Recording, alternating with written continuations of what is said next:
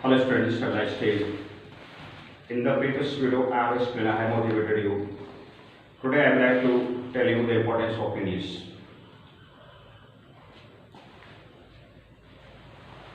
Somebody has told me that if we know the language of any country and we go there, we wander there, then we feel at home. Then we feel at home in the country because we know the language of the country. English is international language, and if we know how to speak, how to read and write English, then we can wander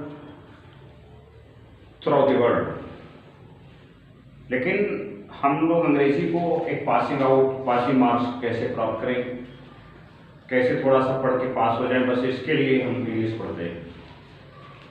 English इसके लिए नहीं पढ़ते जो आपको बताया जाता है कि after study, after reading, after housing interview examination, और आपको नौकरी करनी है, आपको जॉब करना है, बिल्कुल गलत बात है। आपको जॉब बिल्कुल नहीं करना है।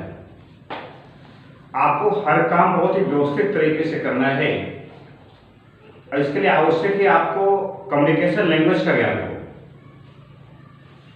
केवल इंग्लिश पढ़ के व्यक्ति विद्वान हो जाएगा, मेरा बच्चा इंग्लिश मीडियम पढ़ेगा तब जाके बहुत विद्वान होगा, हिंदी मीडियम वाला व्यक्ति विद्वान नहीं होगा, संस्कृत पढ़ने वाला व्यक्ति विद्वान नहीं होगा। तो मैं आपको बता दूं इस छोटे इस वीडियो के माध्यम से कि English is communication language. English एक संचार भाषा है। Whatever I am saying here and whatever you are saying, I must follow whatever you are saying and you must follow whatever I am saying. That is English, open English. और यदि हम इसको एक system के तहत एक system तक नहीं पढ़ पा रहे हैं तो फिर निश्चित तौर पे महसूस करने की चीज है कि हम अपने साथ कहीं न कहीं अन्याय करते हैं। In India, if you do not know how to speak English or how to write, then you cannot wander in India, especially in Manipur, Sikkim, Chennai, or any great hotel, big hotel of the Bombay, Delhi, Bangalore, etc. वहां पर आपको English बोलना पड़ेगा। ये बहुत सारे मेरे parents को देखा है कि वो अपने बच्चे का एडमिशन इंग्लिश मीडियम में कराने के बाद वो समझते हैं कि बस इसको इंग्लिश आ जाएगी। ऐसा नहीं है। इंग्लिश एटमॉस्फेयर क्रिएट करिए वहां पर, because English speaking depends on English atmosphere. और इंग्लिश एटमॉस्फेयर ऐसे नहीं क्रिएट करिए, उसको बोलने दें। जो कुछ बच्चा आपका बोल रहा है, what ever your child student is speaking, let him speak, उसे बोलने दें। वो थोड़ा बहुत गलत करेगा, थोड़ा बहुत सही करे, उसे टोके नहीं, रोके बिल्कुल नहीं, उसको आगे ही बढ़ने दें। और ये मैंने एक ऐसे इंग्लिश टीचर के नाते बताया आपको कि इंग्लिश बहुत अनिवार्य भाषा हो चुकी है वर्तमान समय में। कुछ लोग इंग्लिश को केवल थोड़ा सा नेचुरल पढ़ते, थोड़ा पैसिव पढ़ते, सब्जेक्ट प्रेडिकेट, थोड़ा ट्रांसलेशन पढ़ लेते हैं, but they never try to speak English.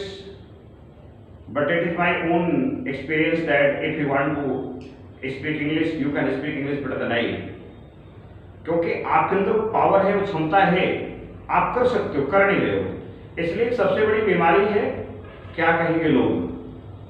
अगर हमारे बीच का कोई बच्चा अंग्रेजी बोलने का प्रयास करता है तो उसको क्या कहेंगे लोग की बीमारी फेस करनी पड़ती है, और फिर वो बेचारा प्रयास करना बंद कर देता है।